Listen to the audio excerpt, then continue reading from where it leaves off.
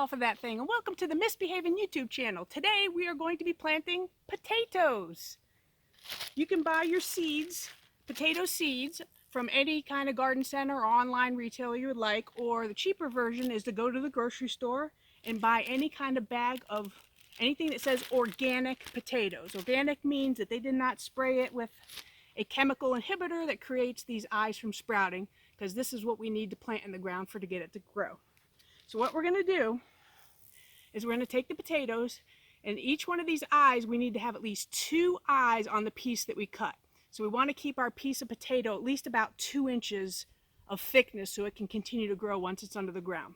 So on this one, I'm going to cut it right here so I get 2 eyes here, and there'll be more than 2 eyes on that piece. So you just cut your potato so it has enough to continue to grow in the ground. We have 2 eyes there, and this one we'll plant in the ground with the cut side down and the eyes growing up to the sky. So on this piece, we don't need all this potato, it'll just rot in the ground. We'll cut off the piece that's not sprouting. I don't see any more sprouts on there, so we'll plant this side in the ground like that with the sprouts up.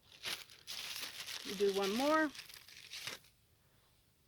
This one has a small one here. This size is kind of the size you want. This is getting a little bit big to grow, but this is the only time I had to plant them. So this is more of the size of the eyelet that you want when you start to plant them. There's one there. So what we're going to do is take those 2 there. We plant it in the ground so that the sprouts are shooting up to the top. There's actually another little one here. There's one on the bottom, so we'll pick the side with the most sprouts on it that will face up. This other one we have left, we have an eye here, and we have another eye here. So we'll just plant this whole thing in the ground like this.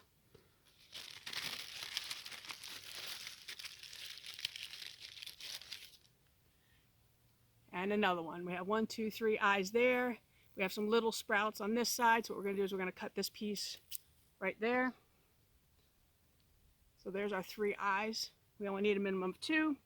This one has an eye here, and an eye here. So we'll probably choose this side to plant, this side growing up, and this one will eventually shoot up to the sky. If you get some of the smaller potatoes, this one has, 3 eyes on it. You really don't need to cut this one. You can just plant the whole thing in the ground like this. This one also has a couple of eyes on it. You could just plant the whole thing on this, or this one has so many you could actually cut this one again, but I'm just going to plant the whole thing like this because I have plenty of potatoes to go in the ground. All right, so let's get these into the dirt. So how do you chit a potato? Chitting is the process of sprouting the eyes on the potato. I put them in a box and put them in a closet. You want to store them in a dark area for about 6 weeks. It'll take 6 weeks for when they grow these little eyes on them before they are ready to plant. Plant the chitted potatoes in spring when the ground is workable and the soil temperature is above 50 degrees. If you get them in the ground early enough, you can have a second harvest in one season. Plant the second round in August or September and your potatoes can be served for Christmas dinner. So the soil I use is a all-purpose garden soil or some kind of soil appropriate for beds and topsoil. I mix them about maybe 50-50. Potatoes don't need a whole lot of nutrients to grow. They'll grow in just about anything. So if you're using the potato bags or containers, you will want to use a potting mix. But in the beds, I use the all-purpose garden soil or a soil that's good for planter beds and the topsoil mixed in. All right, so we got our potatoes here ready lined up. What we want to do is dig a trench about 4 inches deep.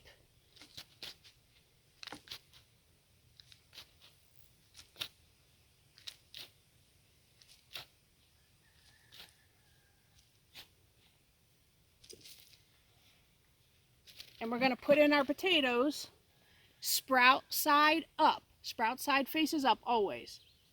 Lay it in the ground, just like that. Our next one, sprout faces up to the sky. We're going to put these about 9 inches apart. You can space them 12 inches if you want, but we like to pack our potatoes in here. So we're going to continue this trench all the way down and keep putting these in about 9 inches apart. Sprout facing up, cut side facing down. About 9 inches the whole way.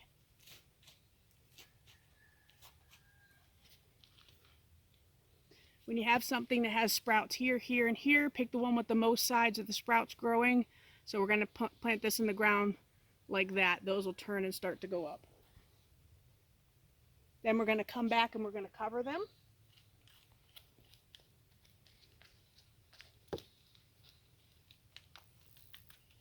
And this is our spot where we stop. We'll continue along the way.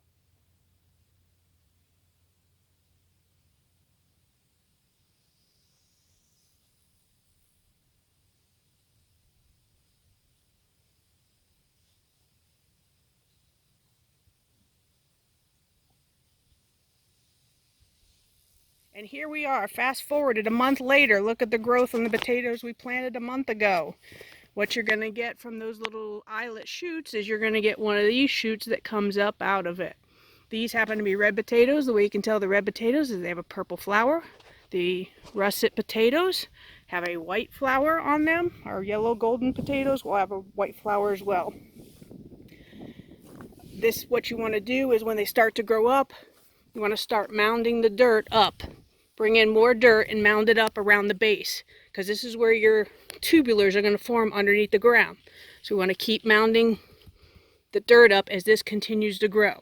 So that's our next step on this bed, is to mound everything up as high as we can so that the tubulars can keep growing.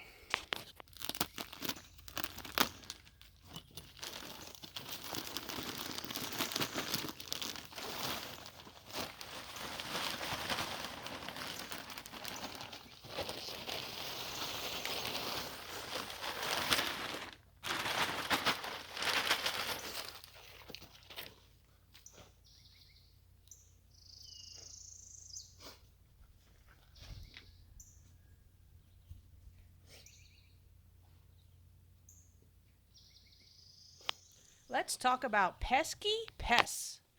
This is the Colorado potato beetle, and it is a nuisance. Here I am hand picking them, which is a good way to get rid of them, but very time consuming.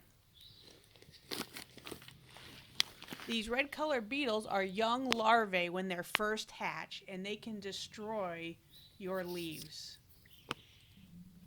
Once the tubers are formed, which is shortly after flowering, the foliage can only tolerate about a 10% defoliation from these beetles. Here you see the adult beetle, which is yellow-orange with black stripes. So how do I get rid of these beetles? This is diatomaceous earth. It's organic.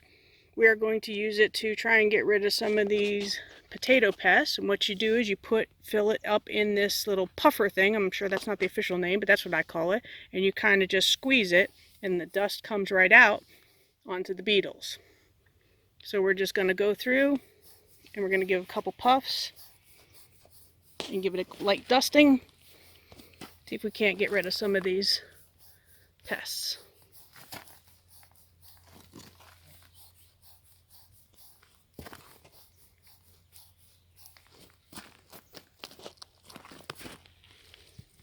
The rain will wash it off, so you want to make sure it's not going to rain when you do it. So this bed is done. Here's what it looks like when you top it off with soil up to the highest point you can.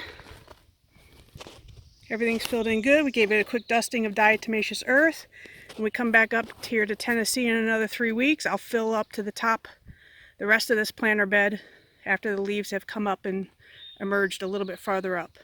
But for now, just keep piling up the dirt, can keep growing and keep forming those tubulars underground, and they don't become exposed to the sun because they will turn green if they get sunlight.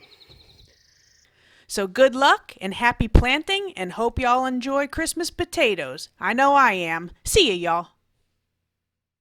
This is Miss Behavin' reminding you, if you got an idea or see something you want to do, get up off of that thing. Make it happen. It'll make you feel better.